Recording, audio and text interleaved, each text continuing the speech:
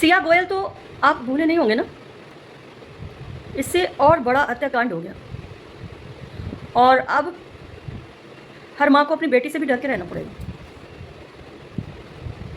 ये घटना राजस्थान के ज़िले की है। अभी 3-4 पहले एक ऐसा हत्याकांड हुआ कि एक परिवार था, बहुत सुखी परिवार था, 4 लोगों का परिवार था, माँ, बेटी और एक मेंटली रिटार्डेड भाई और पिताजी सरकारी नौकरी करते थे। अचानक से उनकी मृत्यु हो गई। तो अब ये हुआ कि पिताजी की जगह नौकरी कौन करेगा। तो मामा जी, लड़की के मामा जी ने बोला कि अभी ये लड़की तो पराया धन है, शादी करके चली जाएगी और ऐसा है बहन, तुम ही कर लो नौकरी। बहन ने कहा ठीक है। अब बेटी के दिल में मलाल था कि मुझे ये नौकरी मिल जाती तो ज़्यादा अच्छा था, सरकारी नौकरी है, मुझे मिल जाती।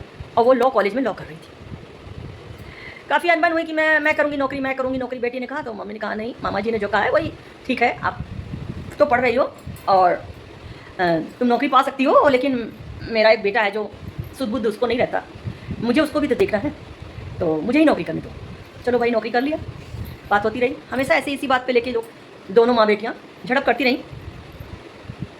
22-23 साल की लड़की थी और बहुत ही मासूम दिखती थी। और दिखती थी क्या, देख लो, ये है मासूम चेहरा एकदम। अब उसके दिमाग में फितूर आ गया। एक दिन उसने माँ से लड़ाई की और बोला कि मैं आपके साथ नहीं रहूँगी, और ऐसा है कि मैं दूसरे वाले घर में रहूँगी। उसके पिताजी ने एक घर और ख़रीदा था, तो पुराने घर को छोड़ के नए घर में रहती थी, मैं पुराने घर में रहूँगी। तो गुस्सा होकर चली गई पुराने घर में रहने के लिए। अब लड़की के दिमाग में फितूर आया कि मुझे तो सरकारी नौकरी मिलनी चाहिए थी, अब माँ को मैं अपने रास्ते से कैसे हटाऊँ और मुझे सरकारी नौकरी मिल जाए।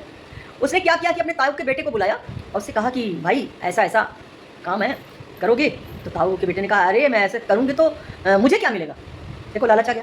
तो बेटी ने कहा कि मेरे नाम 5 करोड़ की ज़मीन है, उसको मैं तुझे दे दूँगी, बस तू मेरा साथ दे दे। बेटे ने हाँ कर दी। अब बेटे ने जाके अपने पिताजी से बताया, यानी अपनी लड़की के ताऊ जी ने सुना तो उनके भी मन में लालच आ गया कि चलो मैं इसके हत्याकांड में, इसकी मम्मी के हत्याकांड में इसका साथ दे देता हूँ, 5 करोड़ की ज़मीन मिल जाएगी। लालच में उन्होंने षड्यंत्र रचना शुरू कर दिया। षड्यंत्र ये रचा गया कि मौत ऐसी हो कि पता भी ना चले और मौत भी हो जाए। तो हुआ ये कि इनका एक्सीडेंट करा दिया जाए।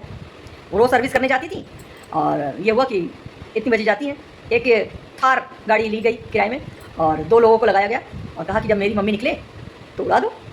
जैसे ही उड़ानी चली, एक बार तो बच गई मम्मी, अब वो डर गई कि कोई मेरी हत्या करना चाहता है। उसने लीव ले ली सर्विस से, बोला कि मैं अभी थोड़ा सा मुझे डर लग रहा है, मेरे जान का खतरा है। उसने छुट्टी ले ली और घर से निकलना बंद कर दिया। लेकिन धीरे धीरे समय बीतता गया, लोगों की वो चाल नाकामयाब हो गई। उसके बाद उसका वो अपने घर में अपने बच्चे को देखती रही, देखभाल करती रही। लेकिन महीने में एक बार उसे निकलना होता था बच्चे का चेकअप करने के लिए, जो मेंटली रिटार्डेड है बच्चा। तो वो उसे निकलना पड़ता था। और अब की बार गाड़ी स्कॉर्पियो थी। स्कॉर्पियो में 2 आदमी को तैनात किया और कहा कि जैसे ही मेरी माँ निकले उड़ा दो।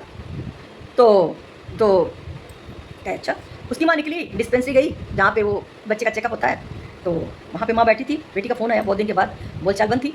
अचानक बेटी ने कहा, मम्मी मैं तुमसे बात करना चाहती हूँ। कहें हाँ बेटा करो, मैं भाई को लेके आई हूँ तेरे यहाँ पे चेकअप करा रही हूँ। कहें नहीं, मुझे अपने घर में ही आपका बात करना है। यहाँ उसने उस स्कॉर्पियो वाले को कहा कि बस मेरी माँ डिस्पेंसरी से निकल रही है, आप उड़ा दो। ठीक, तैयार थी गाड़ी एकदम।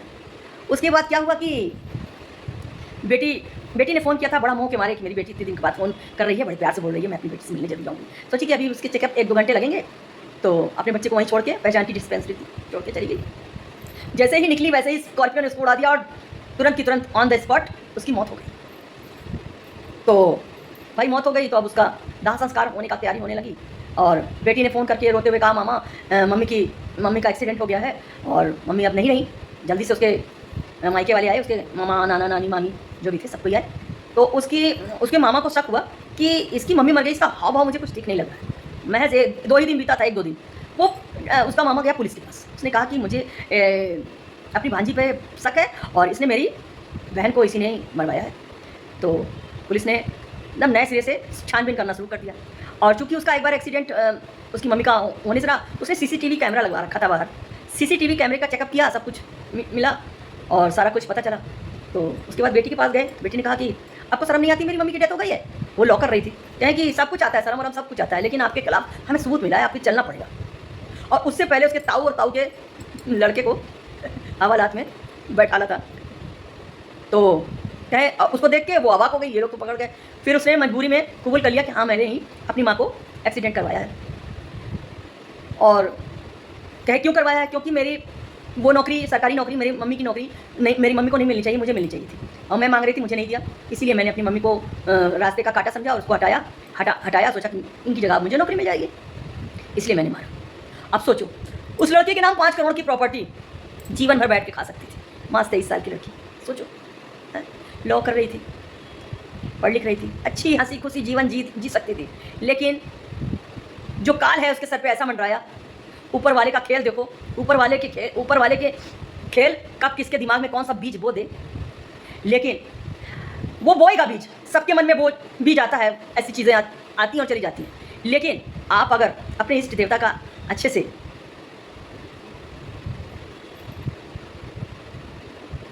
इष्ट देव को अपने आप को सौंप दो तो आपसे ये गलती नहीं होगी। ये मेरा ऐसा मानना है। जिसको आप बहुत मानते हैं कि अपना जीवन आप उनको समर्पित कर दो, ये मत कहो कि मैं करूँगी ना, अपना जीवन उन पर समर्पित कर दो कि मेरा जीवन आपके ऊपर समर्पित है, आप जो भी करोगे अच्छा करोगे।